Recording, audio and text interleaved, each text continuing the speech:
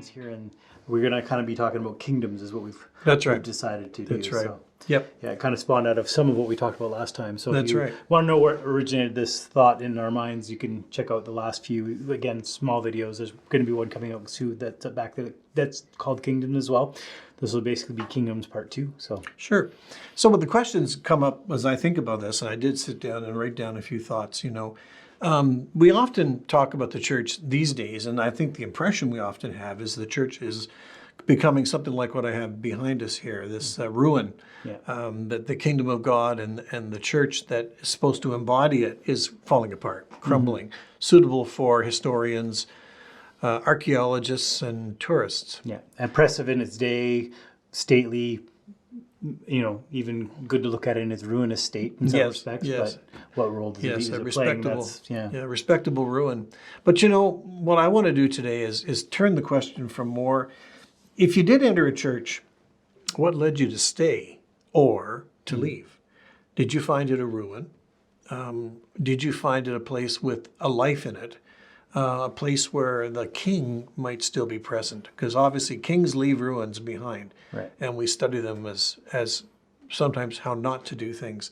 But I think the question for us is, if the church is part of the kingdom of God, and if the church embodies the kingship of Jesus, then we have to start saying, well, how do you know? If you wander into a church, or if you enter a church with a checklist, looking for a place where God is actually active and alive, how do you go about that?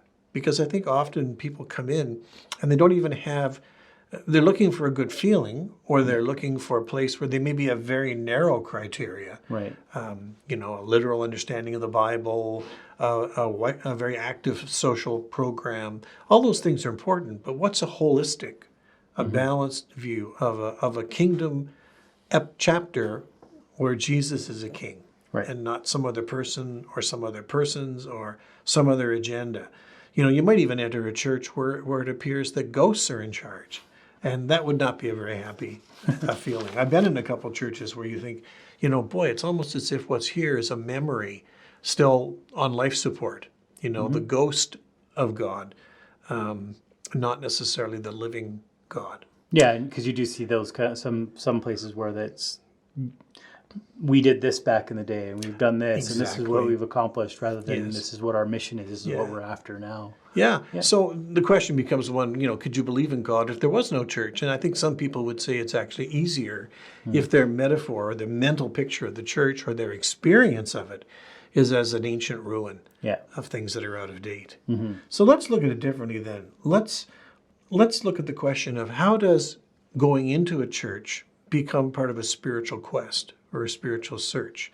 I think it really does matter that we go into a church and we look for life. Take it, the other castle that we can put up. This is Crumbling Castle in Scotland, which is a palace. And, you look at it and you say, boy, that's very old. But wait, you look closely at it, you realize it's not life. People live in it. It's a home.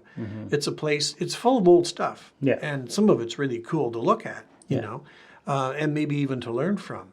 But the bottom line is, the lights are on. People live there. Food is served. Children play. Yeah. A kingdom that is living under a king who is full of life. Yeah. And the people of that kingdom have those characteristics where they share the mindset of the king.